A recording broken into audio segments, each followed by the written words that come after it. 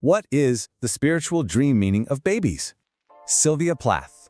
She was born to be brilliant, and the world made her pay for it.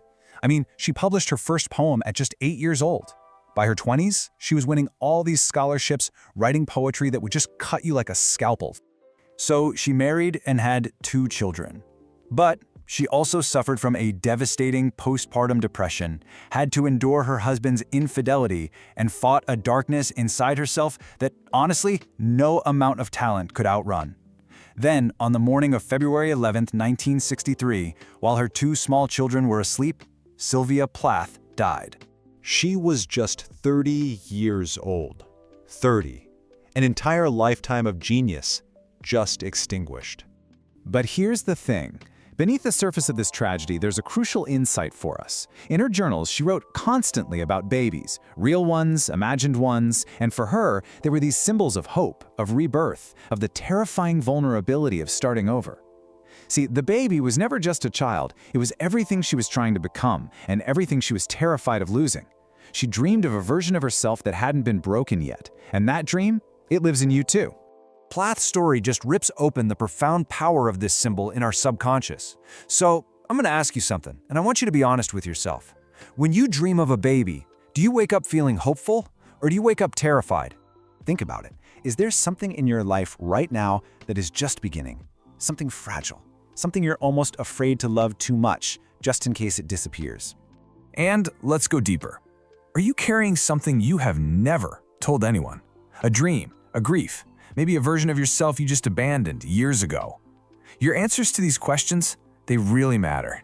Because this dream, it's not random. This is your psyche and your spirit speaking the exact same language at the exact same time, and you have to understand how incredibly rare that is. That kind of alignment only happens when a message is so urgent it absolutely cannot be ignored. Spiritually, a baby represents the soul in its purest state, right? It's the self before the world got its hands on it. The psychoanalyst Carl Jung, he had a name for this. He called it the divine child archetype, a symbol of transformation, of potential, and the start of something sacred, something that cannot be undone once it begins. And look, even from a totally clinical perspective, this holds up. Recurring baby dreams, they often signal some unprocessed emotional need that's demanding your attention, or a new phase of life your psyche is struggling to integrate, or maybe a deeply buried fear about vulnerability, about responsibility, or about love. And here is the brutal, loving truth of it all. Most people ignore this dream. Yeah, they just file it away under weird or hormonal, and they move on. Let me be clear, to ignore this dream is a life-altering mistake. Okay, so let's be really specific. The baby in your dream is almost never, ever about a literal baby. It is about something new being born inside of you. Maybe it's a new project, a new relationship, a new identity, a new truth, a new calling. Your psyche is using the most powerful symbol it has for something incredibly precious and fragile. This dream is screaming at you that something in you is ready to begin. The only question is whether you are ready to show up for it. Because babies, real ones and symbolic ones, they can't be put on hold. They demand everything. And if you don't tend to them, they don't just go away quietly. No, they cry louder. They represent the part of your life that is slowly, actively dying from neglect. That is not a metaphor. That is your life. So I'll ask you again, what are you neglecting right now? What have you put off until the time is right? What dream, what calling, what version of yourself have you locked away because you were terrified of what it would cost you? That is your baby, and it is waiting for you. The only real question is, will you answer? Part 2. So you've had a baby dream, but here's what you have to get. It's not just one message. These aren't just dreams. They are different spiritual frequencies, different signals coming from deep inside you. And you absolutely must learn to read the specific one you're getting. Because listen, these are not gentle suggestions from your subconscious. No, these are alarms. The first dreams we're going to cover are sirens, demanding your immediate attention, because parts of your life are a critical risk. Let's start with a common one, the forgotten baby. You know this dream. You have a baby and you forget about it. Then that memory hits you and this wave of pure, gut-wrenching panic just floods your entire system. This dream is not about being a bad parent. It's about you neglecting you. It's about all the gifts, the projects, the parts of your own soul that you've put on the back burner for so long that your psyche is literally screaming at you. So here is your mission, and it is not a suggestion. Restart one of those things you walked away from. I don't mean this weekend, I mean today. All right, number 2, the sick or dying baby. This one is designed to shake you to your core, and that's exactly what it's supposed to do. It's not here to be nice. This is a full-blown warning. It's your inner self yelling at you to wake up right now. It means something precious in your life, a relationship, a dream, maybe your own joy, is flatlining, and your window to save it is slamming shut. So I want you to identify it. Right now, what is it? You have 24 hours to make one concrete move to save it. The clock is ticking. Next up, someone else's baby. You're holding it, but it's not yours. Think of this dream as a mirror. It's reflecting your entire relationship with yourself and your own potential. And it all boils down to one of 2 feelings you have in that moment. So what do you feel? Because that feeling is everything. If you feel tenderness, okay, your job is to go support someone else's new thing. Your nurturing energy is needed over there. But if you feel resentment, pay close attention to that. That's not just petty jealousy, that's a roadmap. It is pointing directly at what you're too scared to start for yourself. Okay, this one is tough. The baby you cannot feed. It's hungry, it needs you, and you're trying to feed it, but you have nothing to give. That feeling of shame, of total helplessness, it's pointing to a deep, primal fear that you're just not enough. This is your psyche screaming that you are running on empty. You're terrified that everything and everyone that depends on you is about to starve because of it. So let's be crystal clear. The only solution is to replenish yourself. This is not a luxury. It is not a treat you earn. This is survival. And now for a really strange one. The talking baby. Yeah, a baby that speaks in full sentences. It's completely surreal, right? But this is one of the most direct, unfiltered messages you will ever get from the deepest part of your own soul. You are hearing wisdom from the absolute core of your being. Its words are not random chatter. They are urgent, undeniable truth. So here's what you do. You write down the exact words it spoke. You don't analyze them, you don't dismiss them, you treat them like a direct order. Okay, the non-human baby. This is the one that just feels off. Maybe it's an animal, maybe it's something from another world. That unsettling, this is wrong feeling, that is the entire point. It means your path forward is not going to look normal.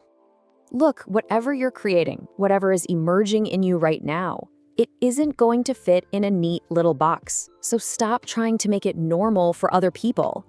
The application is simple. Give yourself permission to let it be weird.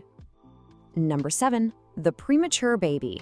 So tiny, so fragile. It arrived too soon and it needs an incubator. Total protection. This dream is a huge red flag about a new beginning in your life that is just not ready for the world yet. That new idea, that creative project, that new relationship, it is too fragile. It cannot handle criticism or public opinion right now. It will die if you expose it. So here's the rule. Shut up about it. Stop sharing it. Protect it. Give it a quiet, safe space to grow strong.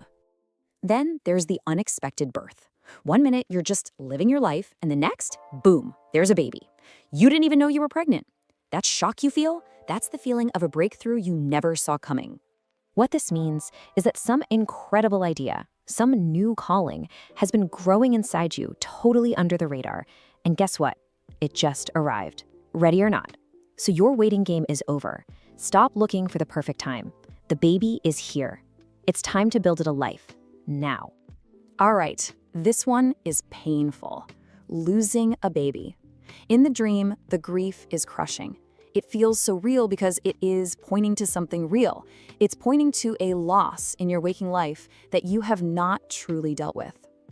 The grief you have for that lost dream, that missed opportunity, that version of yourself you had to let go of, it's valid. This dream is giving you permission to finally feel it. So your job is to make space for that grief. Honor it. It is the only way you can actually move forward. And finally, the glowing baby. Luminous, peaceful, sacred. A baby surrounded by light that you just know is holy.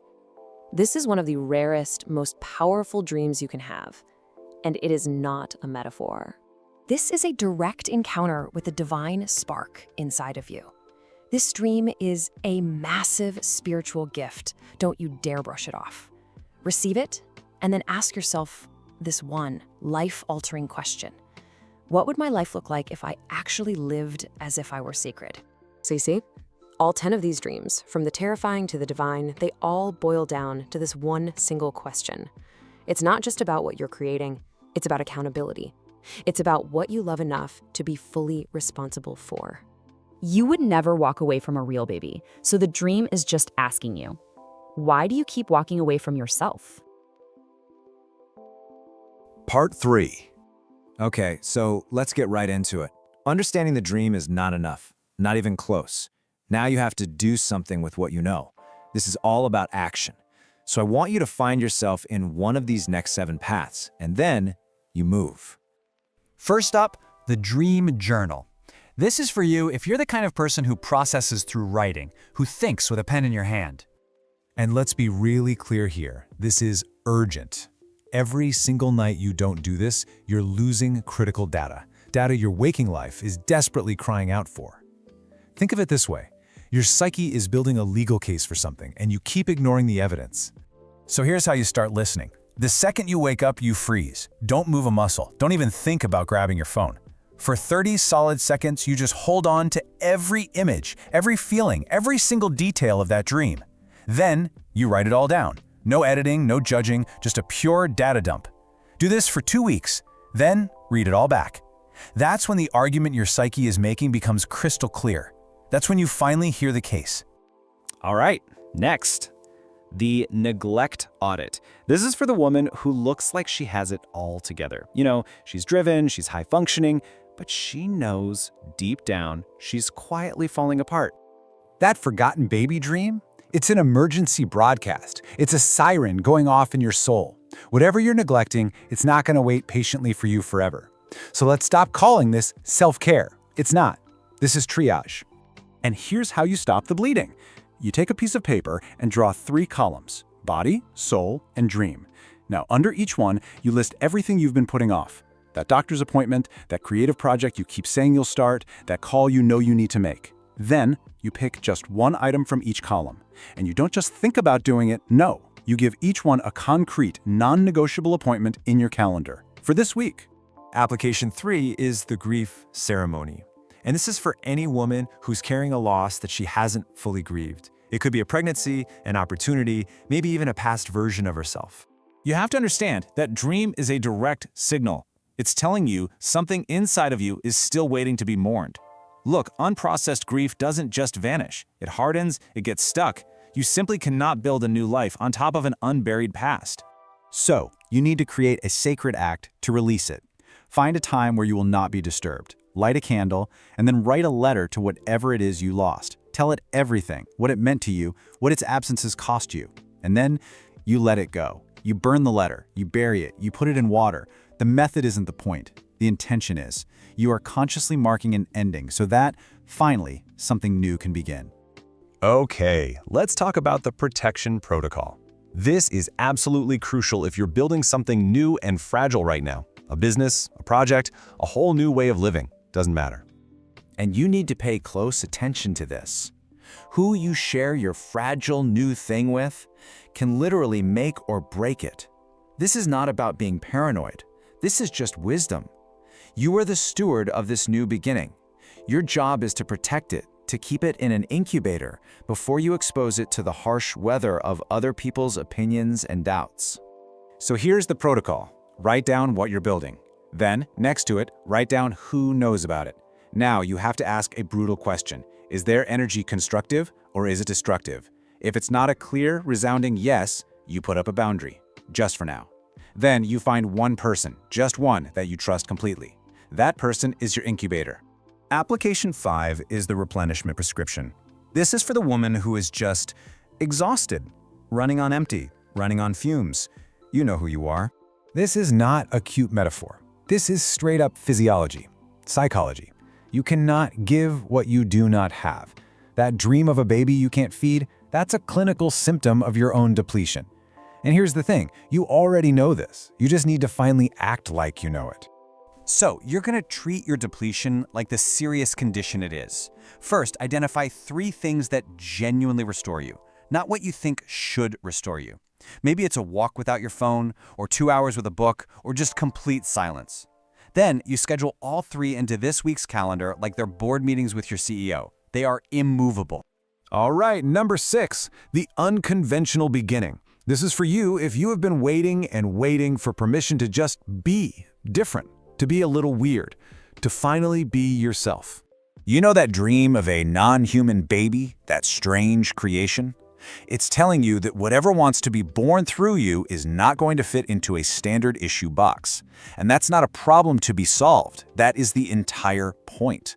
But here's the catch. The window for this unconventional beginning is open right now, and windows do not stay open forever. Your unconventional life starts with one single act of courage. So pick one area where you've been playing by someone else's rules. Just one. Now redesign it completely from scratch, as if nobody else's opinion mattered. Then, sometime this month, you take one real, private step in that direction. No announcement, no fanfare, just one step. And finally, we have application 7, the sacred self-contract. This one is for the spiritually oriented woman. The woman who isn't just ready to change a few things, she's ready to completely transform her life. That dream of the glowing baby? That's a summons. It's a glimpse of your own sacred potential. And to see that, to receive that dream, and then just go back to business as usual, well, that's a kind of spiritual negligence we just don't have time for. This is your moment to answer the call. So you're going to write a contract. And this isn't a list of goals. This is a formal, binding contract with your soul. It has to include what you are releasing for good, what you are committing to nurture with all you have. It has to include a plan for when you stumble. And notice I said when, not if. You sign it, you date it, and you put a review date in your calendar for 90 days from now for some unflinching honesty. Look, every single one of these dreams is a new beginning, trying to find you. The choice is yours. You can receive it, or you can ignore it. Sylvia Plath, she never got to make this contract. She ran out of time. But you haven't. You have this moment, right now. So the only question left is, what are you going to do with it?